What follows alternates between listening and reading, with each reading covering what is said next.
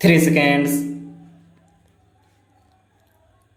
अध्यक्ष महोदय, आपने मुझे 10वीं पंचवर्षीय योजना पर बोलने का अवसर दिया, इसके लिए मैं आपका आभारी हूँ।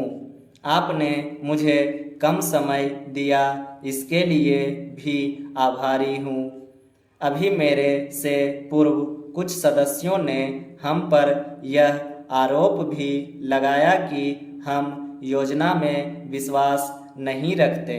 उन्होंने तो यह भी कहा कि हमारे चुनाव घोषणा पत्र में भी उनको इस बारे में कुछ नज़र नहीं आया। मैं इस बारे में यह निवेदन करना चाहता हूँ कि उन्होंने कोई दूसरा घोषणा पत्र देखा, गलत घोषणा पत्र पढ़ा और उसी को हमारा घोषणा पत्र समझ बैठे। लेकिन मैं यह कहना चाहता हूँ कि हमारा घोषणा पत्र इस समय मेरे पास है।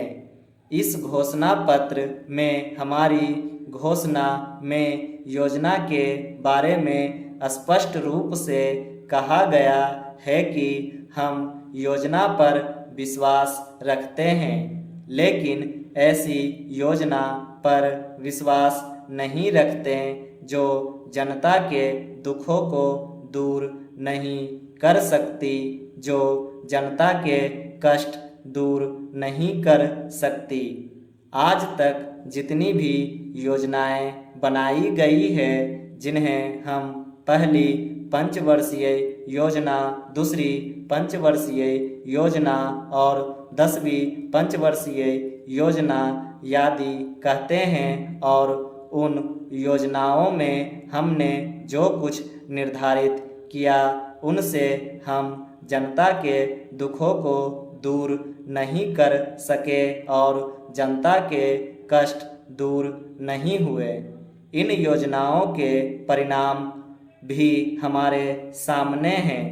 बड़े बड़े अनुभवी बैठे, उन्होंने योजनाएं बनाई, लेकिन योजनाएं ठीक प्रकार से कार्यान्वित नहीं की गई।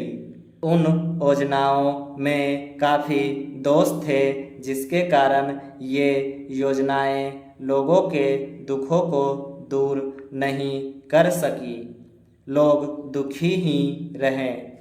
मैं यहाँ पर कहना चाहता हूँ कि जो हमारी योजना थी उसका परिणाम क्या निकला।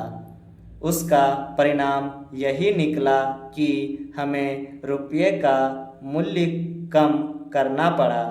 जो योजना होती है वह राष्ट्रधन को ऊंचा करने के लिए बनाई जाती है, लेकिन हमारे सामने आंकड़े हैं, इसका परिणाम हमारे सामने हैं। हमने अब तक 9 पंचवर्षीय योजनाएं कार्यान्वित की है, लेकिन हमारी प्रति व्यक्ति आय में और जीवन स्तर में अपेक्षित वृद्धि नहीं हुई है। यह दुख की बात है। मैं यह कहना चाहता हूँ कि हमारा ऐसी योजना में विश्वास नहीं है जो जनता के कष्टों को, जनता के दुखों को दूर न कर सके। हम ऐसी योजनाओं पर विश्वास करते हैं जो उनकी आयु बढ़ा सके, उनका आर्थिक विकास कर सके, उन्हें उन्नत कर सकें।